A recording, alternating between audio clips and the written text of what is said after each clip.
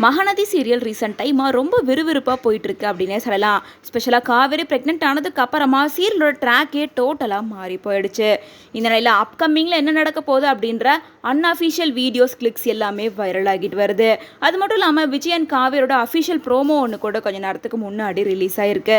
இதுக்கு முன்னாடி வெண்ணிலா விஜய்க்கு மேரேஜ் ஏற்பாடு நடக்கிற மாதிரியும் விஜய்க்கே தெரியாமல் வெண்ணிலாவுக்கு மேரேஜ் பண்ணி வைக்கிற பிளான் எல்லாமே வில்லன் டீம்ஸ்லாம் ரெடி பண்ணிட்டு இருந்தாங்க. அதோட பிடிஎஸ் வீடியோ கூட சோசியல் மீடியாவில் வைரல் ஆகிட்டு இருந்துச்சு. இந்த நிலையில் விஜய் காப்பாற்றுறதுக்காக காவேரி போலீஸோட அந்த இடத்துக்கு வந்து விஜயை காப்பாற்றி கூட்டிட்டு வந்துடுறாங்க.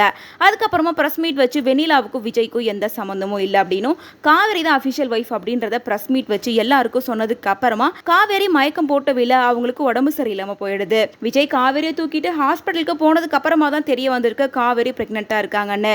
ஸோ விஜய் தான் அப்பா ஆயிட்டேன் அப்படின்னு சொல்லிட்டு ரொம்ப எமோஷ்னலாக ஃபீல் பண்ணி காவேரி கிட்ட அழுதுகிட்டே பேசியிருக்காரு. ஸோ ஃபேன்ஸ் எல்லாரும் எதிர்பார்த்த அந்த ஒரு மூமெண்ட்டை சீரியல் டைரக்டர் இப்போ பண்ணிட்டாரு. இதுக்கப்புறமா விஜயன் காவேரியை ஒரே வீட்டில் வச்சிருங்க, இனிமேலாவது சேர்த்து வைங்க, பிரித்து வைக்காதீங்க அப்படின்னு பலருமே டைரக்டர் கிட்ட ரெக்வஸ்ட் பண்ணிட்டு இருக்காங்க. அது மட்டும் இல்லாமல் வெண்ணிலா விஜய் லைஃப்பை விட்டு டோட்டலாக போயிடுவாங்க. இதுக்கப்புறம் வீக்கா லைஃப்பில் எப்போவுமே சந்தோஷம் தான் இருக்கும் அப்படின்னு பலருமே இந்த விஷயத்தை செலிப்ரேட் பண்ணிட்டு வராங்க.